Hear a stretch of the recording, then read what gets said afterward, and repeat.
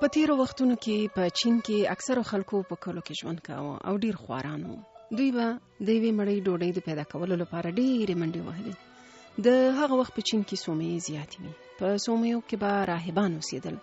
راهبانو ډوډۍ په خپله برابروله، جامې په خپله اوبدلې او د بل چا احتیاج نه تېراوه.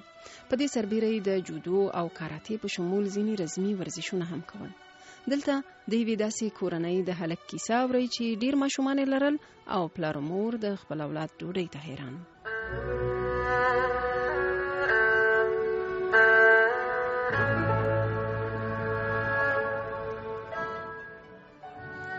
پلار فیصله وکړه چې خپل یو زوی سومې ته ورکړي. د له راهبانو وغوښتل چې زوی د خپل شاګرد په حیث ومني. پلار ژمنه وکړه چې د زوی د ساتنې په بدل کې به زوی هر کار ته اوږه ورکوي او د راهبانو له هیڅ امره به غاړه نه غړوي. په هغه زمانه کې ډیرو بېوزلو کسانو غوښتل چې خپل زامن سومې ته واستوي چې ډوډۍ او جامې په کور تاوان نشي، ځکه نو پلرونه ډیرو شرطونو ته تیار وو. دغه هلک د سومې کسانو ومانه. د سومې شاګرد به ډیره موده پس راهب شو او چې راهب بشو بیا به له خپلې کورنۍ سره مرسته کولی شو. هلک چې سومې ته ورغی، راهبانو په لومړۍ ورځ یوه چپنه ور واغوستله او د څه کار یې ورته ونه ویل.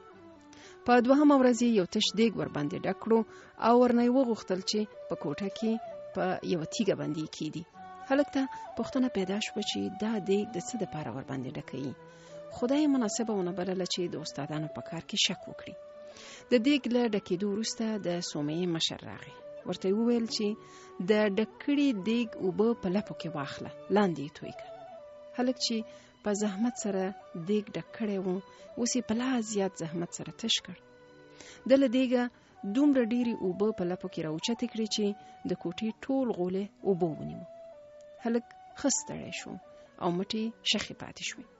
د سومې مشر یو ځل بیا د دیګ د ډکولو او تشولو ورته وویل. په بله ورځ 3 ځله دیګ ډک او تش شو. په راتلونکو ورځو کې هم د هلک همدا کار و.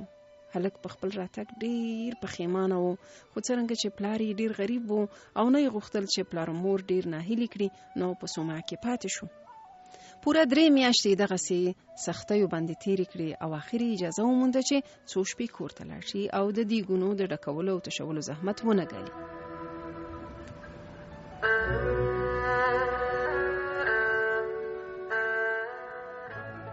په کور کلي کې هر چا پوښتنه ورنه کوله چې په سومې کې د څه زده کړل.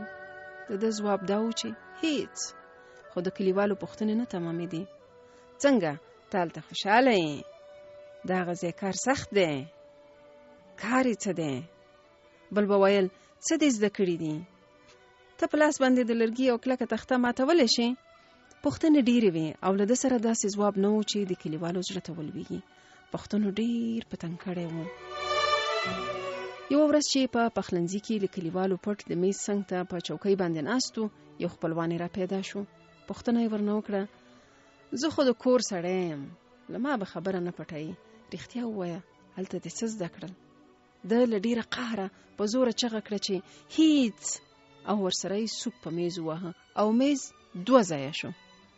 دغه وخت دی پوه شو چې څه یې زده کړي دي.